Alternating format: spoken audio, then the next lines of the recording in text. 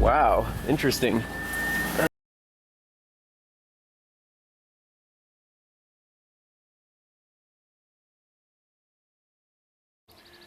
Hey everyone, welcome back to Pine Hollow Auto Diagnostics. We're looking at a 2006 Ford Escape. The owner said that it was running fine, then it had some electrical issues. He smelled some burning under the hood, and the cluster doesn't work, but he said it starts. Well, I got here, and the battery was at less than 3 volts. So I'm like, all right, let's jump it and see what happens.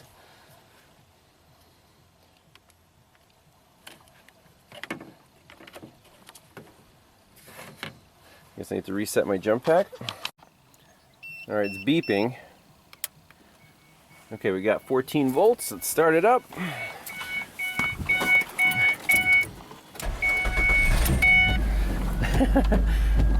Wow, interesting. Well, almost 23 volts on there. Let's take the jump pack off. That's not good. Is the alternator messed up? You smell the burning. 20 volts. It's not good for the electrical system. Instrument cluster doesn't work. Battery light is on. Are we calling this alternator? When I first started, it was at 30 volts, and the windshield wipers were like going nuts. So not good for the vehicle. We're dropping here. Let me just run it and see in a few minutes. See if that drops to like less than 15.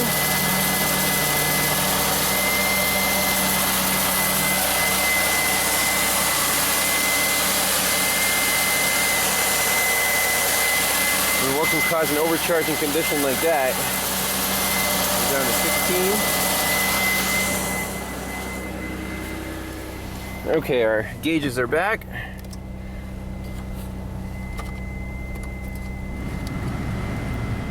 Turn some loads on.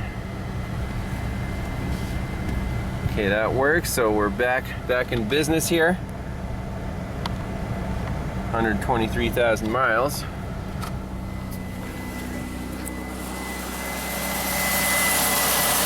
Down to 15 volts. I'd really like to get this car to my shop if we're doing an alternator job, because it takes like 3 hours. You gotta, it's buried down there. You gotta take off the axle shaft, but we'll see. That's nuts. 14.7 volts now. Let's see if the battery's taking a charge. So on our amp scale,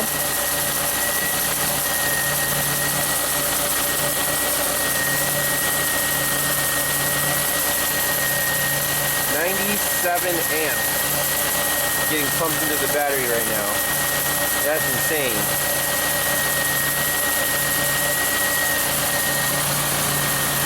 Back on the volts.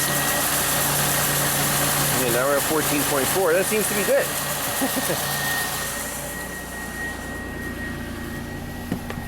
So, battery light is still on. So I'm going to tell the owner, get it to my shop before it acts up again, and we'll do the alternator swap. So we got the vehicle to the shop,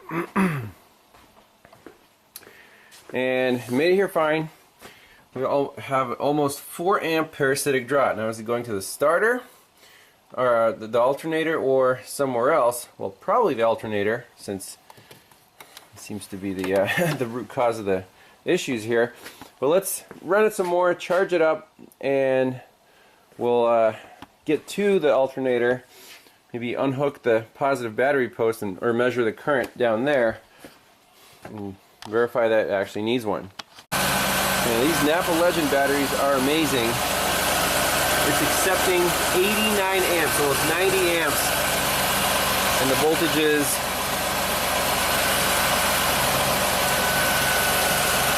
13.8 volts. So that's why I use Napa Legends. Yeah, you can hear the alternator's working hard. Well, let's scan it for codes and see what the codes are. So here's the health report. Obviously we're going to have some battery voltage codes. Not too many modules here. 1, 2, 3, 4, 5, 6 modules. PCM setting of P0622, charging system defect. Actually never seen that code before. So we'll see, look that up on service info and see if anything else can cause that code. Because this alternator, I'm pretty sure, is controlled by the PCM. That's why the PCM is setting charging system fault. Everything else is just battery voltage stuff, so let's clear it out.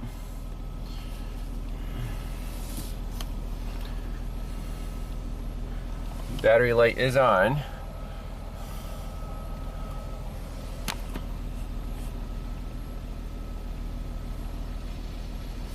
Okay. So in the GEM, General Electric Module, we have this battery saver relay coil circuit shorted to ground. No additional fault symptoms for this DTC, previously set DTC not present at request.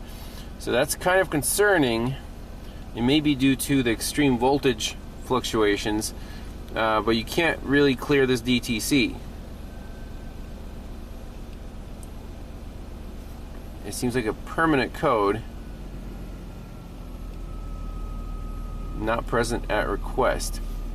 So that parasitic draw, we need to figure out where that's going before calling this alternator. That's the thing. Let's go into our PCM. We still have the 622 after code clear. Let's look at some live data. So right here in the data stream, we have generator command 0%, generator fault indicator lamp on, generator monitor 0%, generator output fault no error, desired voltage is 14.7. Well, let's see. That's why I want to let it run and see what the voltage actually climbs to. We're still doing 50 amps here. We're 14.6. Will the voltage go up above that? You know, is there a fail-safe for this alternator? Because the customer said that the cluster was not working, and that we saw that when the voltage was above 20 volts, that's what happens. So I want to see if this alternator is overcharging. Right now the battery is still charging up, so it looks good, but we have to wait until it's, you know, more charged up.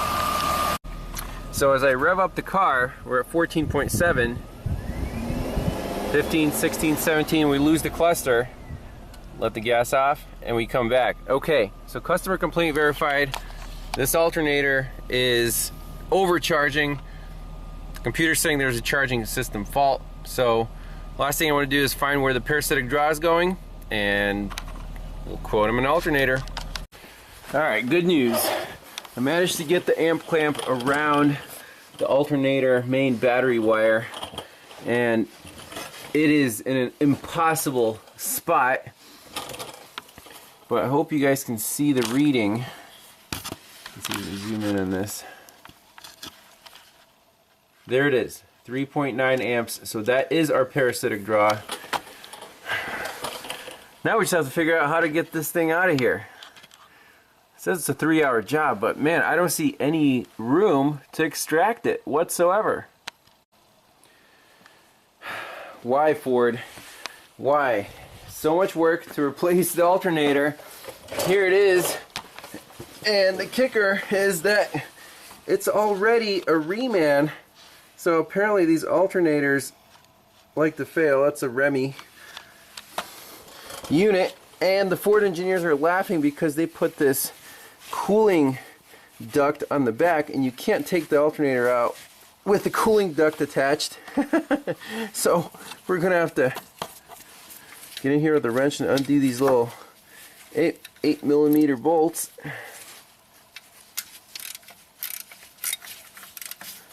Take this plastic crap off of here. Get this alternator out. This is probably the hardest alternator I've ever replaced. Usually it's a 15-minute job. So we'll get the new one in and make sure everything works good. It's out on the ground. Even this cooling duct couldn't save this alternator from a premature demise. Oh well. I don't know, let's look under here. We got some massive oil leaks. It's been dripping down, smoking on the exhaust. Left quite a bit of oil on the floor already. Looks like it's coming from the valve covers there. And we have a missing exhaust manifold stud. Right there. That's nice. So yeah, these Fords, 120,000 miles, you're gonna have to put some money into them. It's got to be coming from the valve covers. It's, you see, it's all wet up there. Anyways, let's put the new one on and fire this thing up. Moment of truth. New alternator, new belt. We don't have a big parasitic draw anymore. Let's fire it up, clear all the codes out, make sure this thing is doing what it should.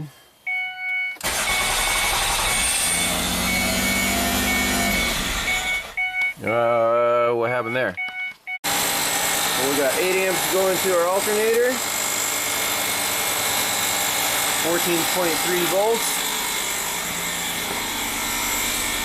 No more battery light. I don't like the sound now. Sounds like a fan's hitting something. Oh, what the hell.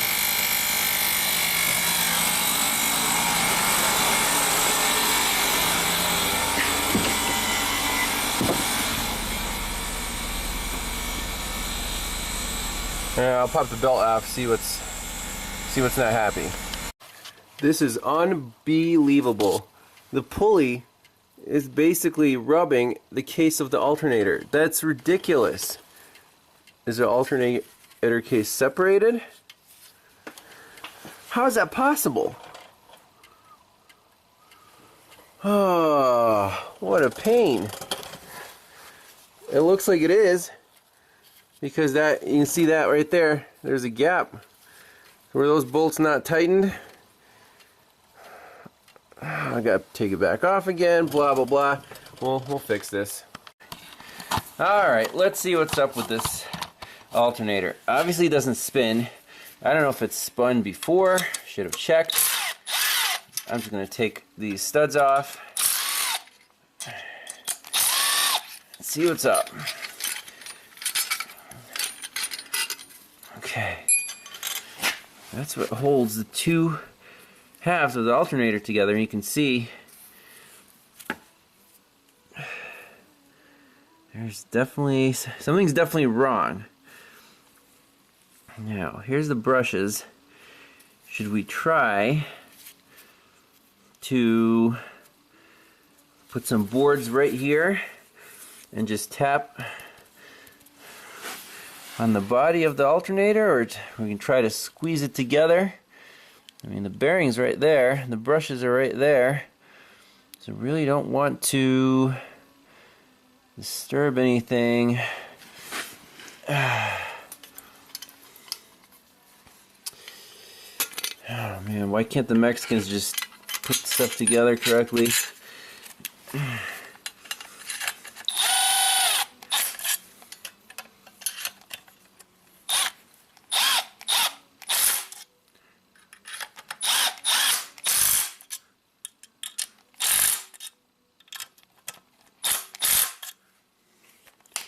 Maybe it's not separating. That's just the way it is. Let's pop this pulley off, or try to.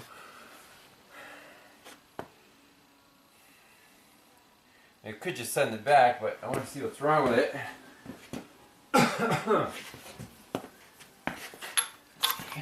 24.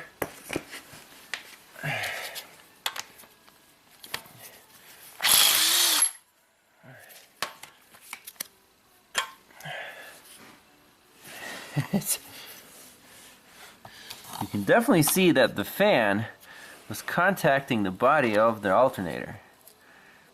That's not okay. Where was it contacting the body of the alternator?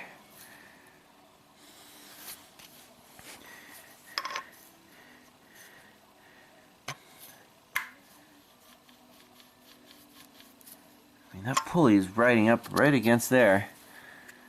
Something's really messed up here. There's 3 bolts there, but it doesn't spin. So the regulator comes off real nice. So I'm wondering if this is the only part that burned out, and if they can give me back the original Remy, I'll just keep this and put the burned out one on this one. Since it's already junk, they'll just reman the reman. Because this is costing me time, it's costing me money, dealing with junk parts. This is absolute junk. I think the fan is crooked or something. It's rubbing against the backing plate. And then the pulley is basically rubbing up against the, the face. This is unbelievable. Yeah, that rubs there, that rubs there. What a piece of crap. Well, desperate times call for desperate measures. I got the core back from the parts store. I know the alternator itself, the diodes and everything are amazing. It puts out 100 amps. This one, mechanically, is messed up. Right? This one, mechanically, is perfect. So all I want to do, the only problem here is this regulator, which is basically sending full field all the time.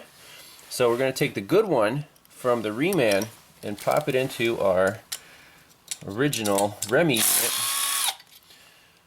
and then send back the really broken one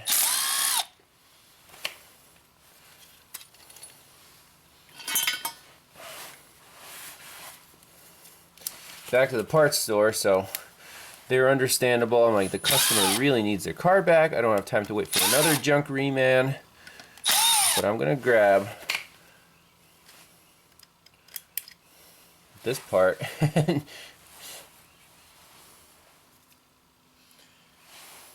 put it on here.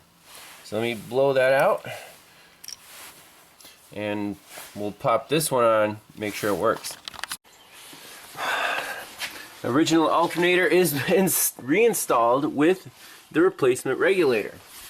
First thing we want to do is hook up the battery and check for a parasitic draw. So 1.5, because the car just woke up. I'm not really concerned about that. It's not 4 amps like it used to be. Let's fire it up, let it run.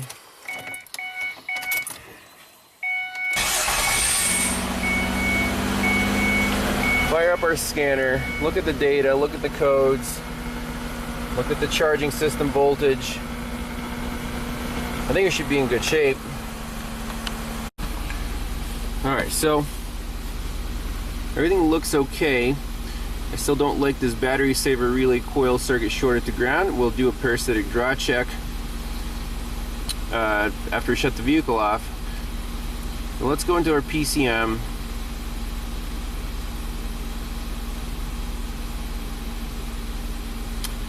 And just look at the charging system data pins. Here's our generator data pins. If I raise the voltage up, it says no error, generator fault lamp off. Desired is 14.27, we're at 14.4. If we rev it up, it maintains that voltage. There's our monitor percent. Not sure why the generator command percent is at 0. That's just the way scan data is, but it's not setting any codes. The real battery voltage is staying perfect. So I think that's it for this one. What did we learn? I broke my own rule. My rule is, whenever you get a new part, do not throw away or give away the old part until you're done, until you're fixed, until you verify the repair. In this case, we got burned. Yes, I should have checked the alternator physically spins, the reman one. When we put it on the car, we verified the regulator works, but it was making a terrible sound. So junk aftermarket parts cost me a little bit of extra labor. However, the parts store is very understanding. I told them, since this one's going back to the reman facility, I'm just going to throw the junk regulator in it too, because they're going to replace that anyways, and basically save the customer some money. And I'll tell them there's a 1-year guarantee on this repair. because, you know, the alternator is perfect. We just needed a new regulator. So that's it. Thanks a lot for watching. We'll see you next time. Bye-bye. Okay, a little bonus footage. Parasitic draw check. We're starting at 1/4 of an amp, 0.225 amps or 225 milliamps. And we're going to see it's about 9 o'clock. This thing should time out in half an hour. Alright, it's been over half an hour, and like clockwork, we're down to 10 milliamps, so great news for the owner. Seems like nothing got burned up by 26 volts running through the system. Thank goodness. And this car is done, so we'll ship it back. Thanks all for watching. We'll see you next time. Bye-bye.